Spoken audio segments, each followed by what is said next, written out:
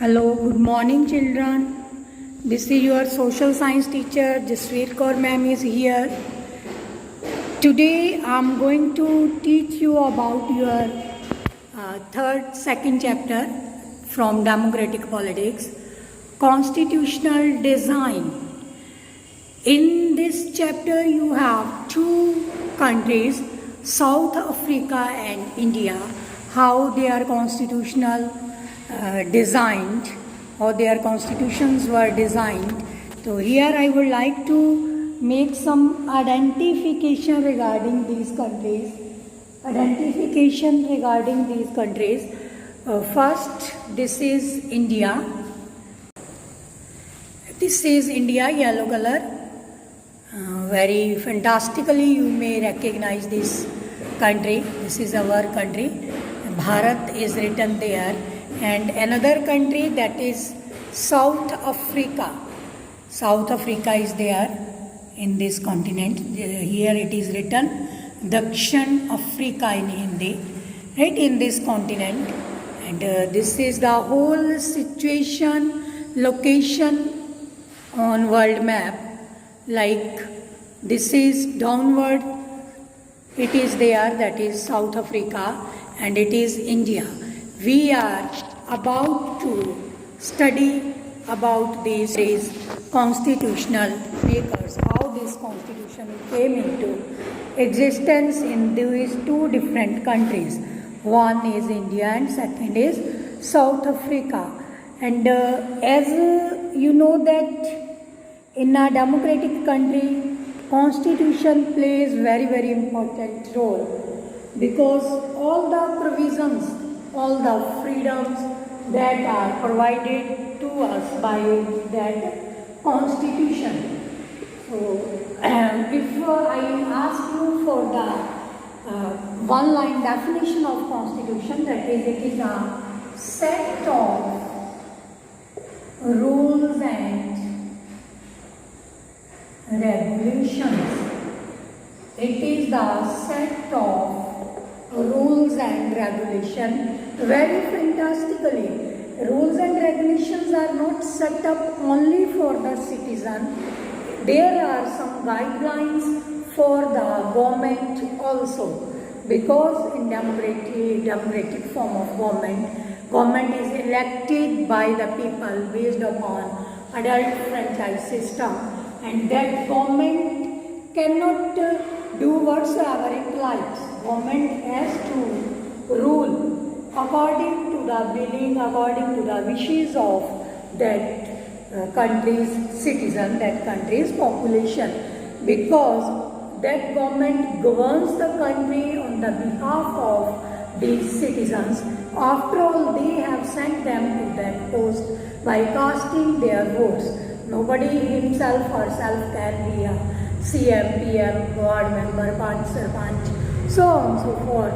Only if he or she gets majority by voting system, only then he or she would be there. So that is very clear cut written in Indian Constitution. Now I am going to tell you why do we need Constitution. For the need of the Constitution, we have to see what are the functions of the Constitution. Because if Constitution is not there, who will provide us fundamental rights?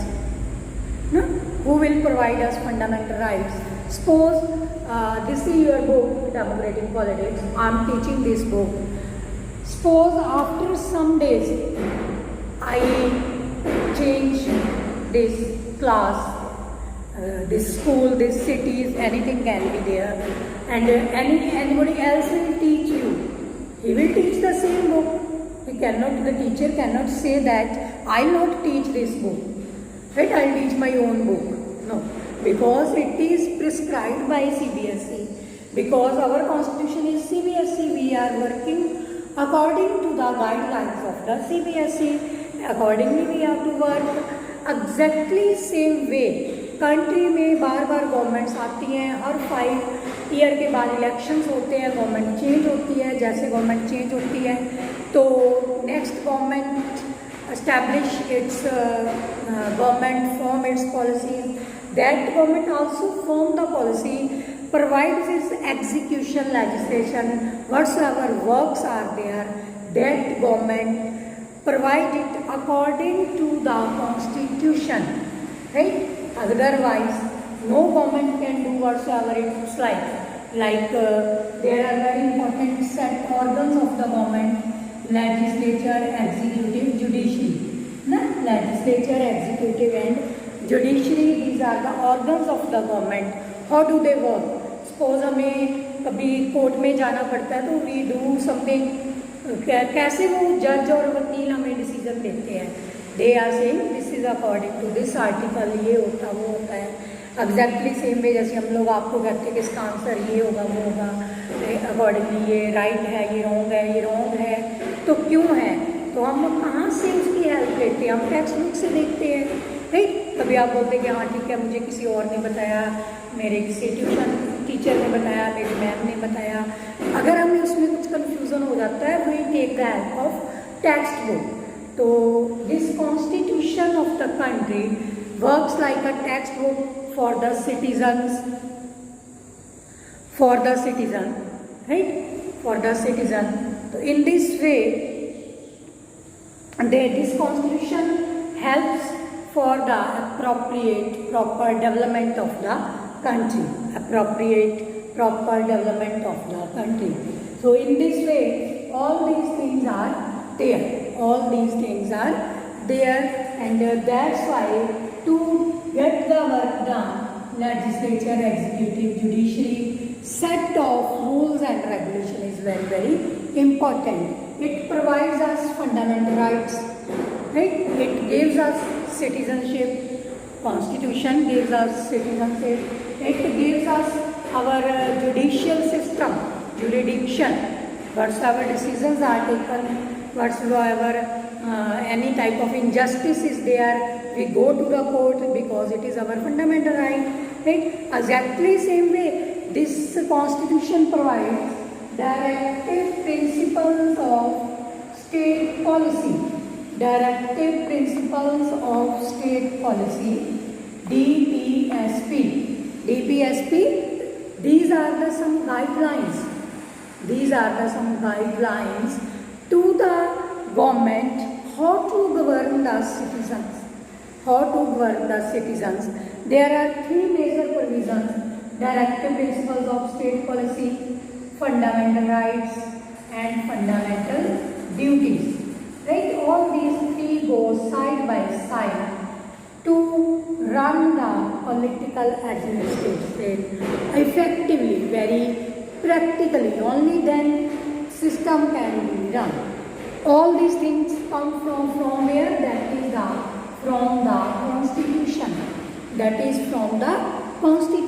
And how these constitutions have been designed, especially country like India and South Africa, how it was designed, that is very, very important. So that is very, very important. I would like to show here also on globe, right? Here it is South Africa, right, on the globe, and here it is India. You have seen many times, I have showed you. Here it is India, and here it is right hand side, it is South Africa. Constitution of South Africa we are going to study. We have to see that what were the circumstances over there. What were the circumstances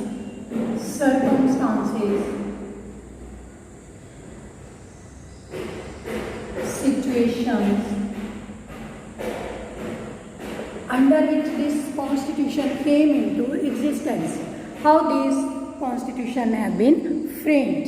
So that is also very, very important. Today I would like to discuss with you the story of South Africa. When we talk about South Africa, at once the name of Nelson Mandela, black person, right? You have seen many political news, this person, somewhere its comparison with other country's political leaders also, how this constitution was framed. So that is very, very important. Democratic constitution. During making of the constitution of South Africa, what were the previous historical events? What were the previous historical events that were kept in mind to make the citizen understand what they want to grasp, what they want to provide you as a constitution, as a facilitator of the country, right? Whatsoever things they have to mention in their constitution articles. So what was the history there? There was one racial discrimination that is known as apartheid system. It means to say the whole of this South Africa was divided into three types of people: colored and white and black. Three types of people were living over there: colored, white, black. The original natives of South Africa were black in color, and they were known as Negroes also. Negroes, right? But it is somehow afterward it was banned. We cannot say anyone Negro, right? I am only telling you for your knowledge. So what was there? They were being differentiated. They were being discriminated based upon the color of their skin. If people are black, they are not given public facilities.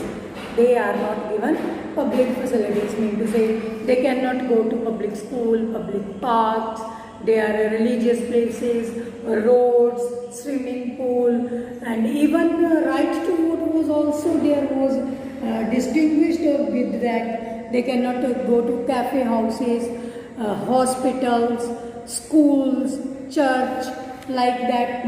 Different type of they were separated, and it was called segregation. Okay, black and white को जिस basis पे separate माना जाता था, different माना जाता था, that is segregation.